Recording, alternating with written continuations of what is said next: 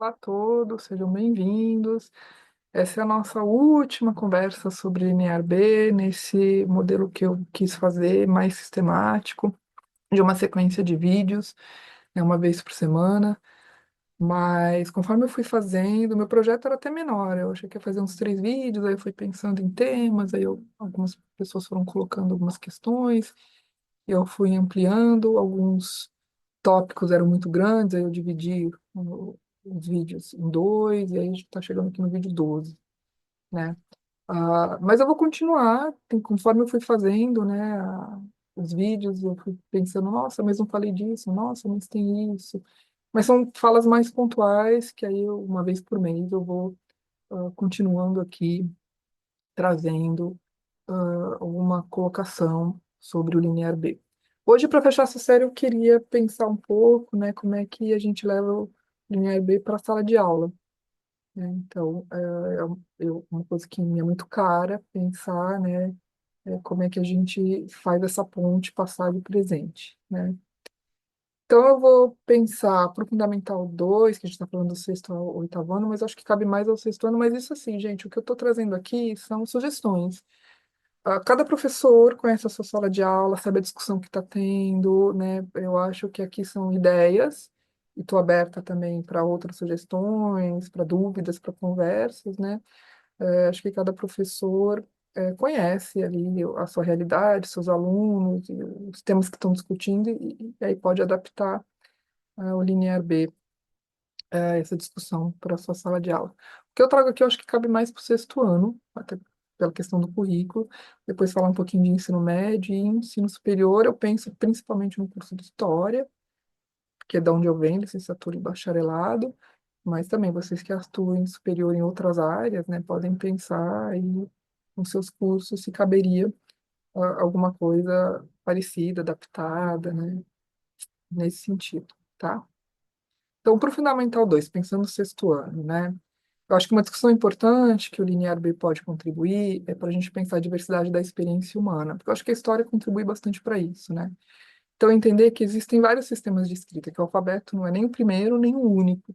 Então, assim, a escrita é uma coisa que várias sociedades desenvolveram, e todas elas funcionaram, né? Eu até falei um pouco de como o Linear B é um pouco silábico, porque uma escrita silábica não é muito adequado para o registro da língua grega, mas ele funcionou, ele foi usado e, né, apesar ali de alguns obstáculos, ele funcionou.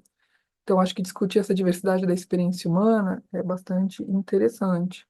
Então, que os alunos conheçam outros sistemas de escritas, né? E aí, algumas atividades como fundamental, né? Eu acho que a questão da prática, do fazer é muito importante. Eu acho que algumas atividades que eu já, inclusive, já fiz com os meus alunos, tal, literalmente colocar a mão na massa, né? Então, apresentar o silabário e atividades como se eles escreverem o próprio nome. Isso é muito divertido. Ou escrever uma mensagem para os colegas. Então, cada um escreve um bilhetinho usando o silabário linha B, os ideogramas, os numerais, se for o caso, e trocam as mensagens, daí cada um tem que ler a mensagem que o colega escreveu. Ou fabricar uma tabuinha, né, para quem é um pouco mais proativo, né, tá? A gente sabe que vida de professor não é fácil, mas para quem tem essa disposição, talvez não está com professor de artes, no final, eu vou assistir um vídeo de uma especialista. O vídeo está em inglês, mas assim, dá para entender pelas imagens como é que você pode fabricar uma tabuinha em linear B. Então, acho que é uma coisa bastante lúdica e bastante interessante para eles, né? Uma outra atividade que pode ser feita, que eu acho que pode ser interessante, é fazer essa correlação entre o uso de pictogramas e emojis. Então, de repente, assim, você tem uma sociedade que tem 3.500 anos, há 3.500 anos, que também usava desenhos para representar, né, mensagem. A gente sempre usou, né? Então, que não é uma novidade, então é muito para eles criarem talvez os próprios pictogramas, né, que funcionassem como emojis, né? E decifrar uma tabuinha, talvez aí um pouquinho mais para frente, não sei se isso é possível também, né? Dar uma tabuinha para eles decifrarem. E eu sugiro aí uma sugestão minha, eu apresentei várias, e eu deixei vários links que vocês podem ter acesso aos documentos, mas uma sugestão minha, que é uma tabuinha que está inteira, está clara de ser lida, trouxe ela numa aula, né? E a informação aqui está muito simples no sentido, e você pode trabalhar, a gente vai trabalhar com os silabogramas, os pictogramas e os numerais, é essa aqui. Então, o que a gente tem? A gente tem um topônimo, aí o professor pode elaborar um mini dicionário, assim, né? Tem o termo acoraia, que lembra ágora, então tem a discussão da ágora, de um espaço aberto e tal, né? E aí, uma sequência de animais, o masculino no feminino, e os numerais, trabalhar com numerais, assim, é uma tabinha que eu acho bastante interessante. Ali a segunda linha está um pouco apagada, mas né, dá para a gente reconstruir ela um pouco. Talvez eles não precisam decifrar tudo, mas dá para inferir, né, o que seria. Se você tem uma questão da inferência, né? Você sempre tem, por exemplo, masculino e feminino, né? Então, carneiro, depois a ovelha, o bode, depois a cabra, aí tem um que está apagado, mas depois você tem a porca. Então, dá para inferir que o que vem antes é o porco, né? Então, dá várias coisas possíveis para fazer com esse documento, bastante interessante. Tá? E se o professor ainda, de novo, tiver disposição, pode até fabricar uma tabuinha, uma, duas, três, para eles terem a materialidade, né? Em vez de ver a imagem, pegar uma tabuinha que você mesmo confeccionou para fazer essa atividade. Então, essas são minhas sugestões de coisas que eu acho, atividades que eu acho interessante e trazem esse tema que eu acho importante, que é essa diversidade da experiência humana. No ensino médio, aí eu não vou dizer que ano, eu acho que é o professor que pode ser, inclusive, quando está discutindo moderna, por exemplo, que é a questão do Estado, pode ser antes dos primeiros estados, ali na passagem do Neolítico, né? É a discussão do desenvolvimento do Estado e a escrita como uma ferramenta de controle, né? Então, do Estado, uma das muitas ferramentas que o Estado usa para se organizar, que é uma ferramenta de controle. E o INRB é claramente isso, né? Então, a escrita ela surge como um documento de controle administrativo e econômico, e depois ela se desenvolve para outras funções. No caso do LINEAR-B, não. Ela ficou muito restrita, né, a esse uso de controle administrativo e econômico, né? Então, essa discussão que eu acho importante, então, da gente relativizar um pouco, né? Sociedades que não têm escrita não é uma falta, né, uma ausência, não é um problema. É só, de repente, sociedades que não têm Estado. E aí a escrita não surge como uma necessidade desse Estado, né, se organizar e ter este controle. Então, acho que essa discussão é importante. Então, como atividade, tem um texto que eu gosto muito, que é do Pierre Clastre, A Sociedade contra o Estado, uma obra homônima, mas é um capítulo, é o último capítulo, né, dessa obra, em que ele discute exatamente isso, né? Sociedades sem Estado e como elas são caracterizadas negativamente, porque não tem Estado, não tem escrita, não tem lei, e assim por diante. São as chamadas sociedades primitivas, mas que ele propõe que sejam chamadas de sociedades igualitárias, né? Porque a ausência da necessidade de controle é porque uma característica das sociedades uma isonomia entre as pessoas, né?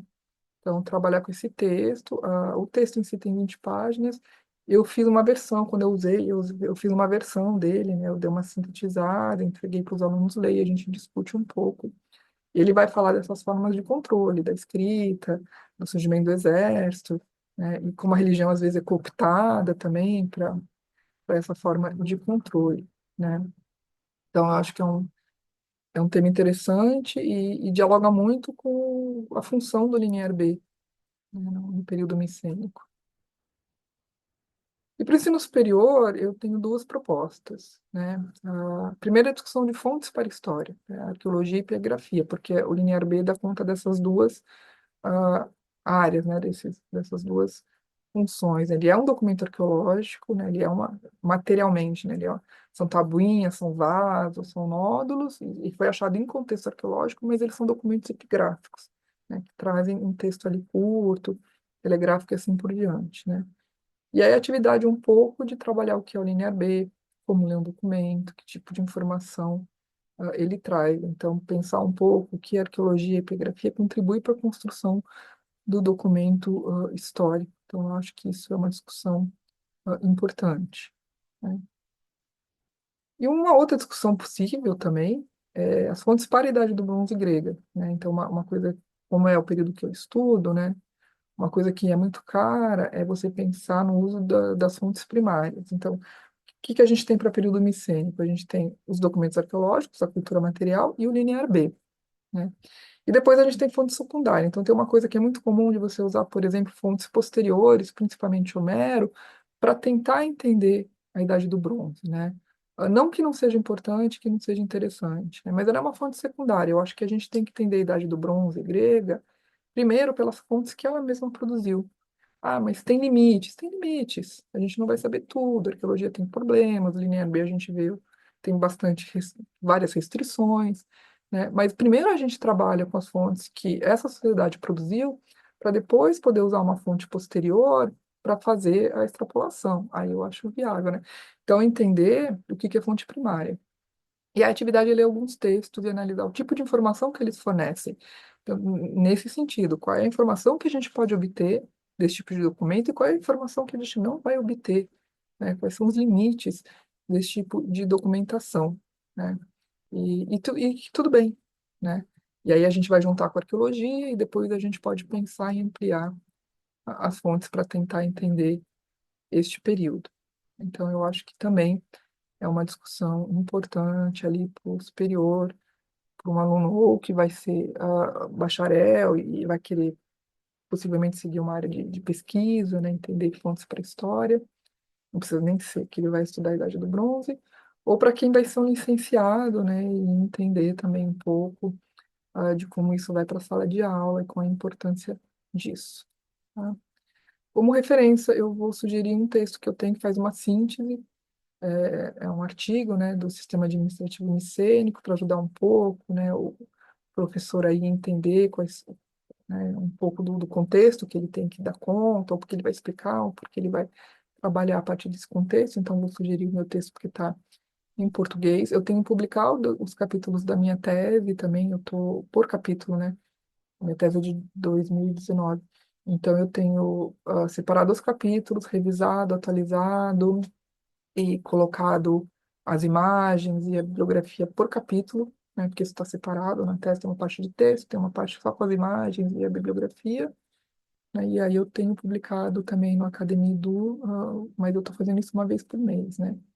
Então, também é alguma coisa que vocês podem usar como recurso, porque lá tem imagens, é um texto um pouco maior, tá?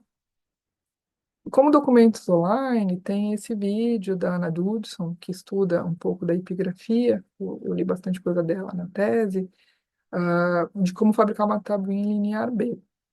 Como eu disse, está em inglês, mas ela está fazendo ali a tabuinha na frente, né? Então eu acho que dá para a gente pegar a ideia de como produzir este documento só de observando ela a fazer. E eu acho que é uma atividade interessante para os alunos do fundamental, mas também o professor que, se quiser produzir uns documentos, né, réplicas para trazer em sala de aula também, é bastante interessante. Tá?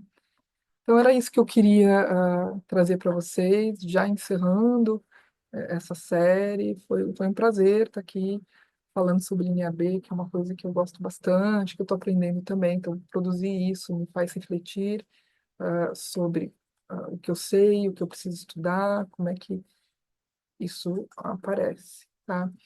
A gente está aqui no comecinho de 2025, né? E então, a partir de março, eu vou começar uma série sobre mundo micênico. Como eu disse, eu acho que eu não dou conta de fazer uma vez por semana, então eu vou propor quinzenalmente. E mais, eventualmente, trazendo, voltando aqui com algumas coisas sobre linear B. Vou ficar atenta aqui aos vídeos que eu já postei, ver se aparece algum comentário, se alguém tem alguma dúvida, alguma sugestão. Mas a série encerra aqui, o grosso da série encerra aqui.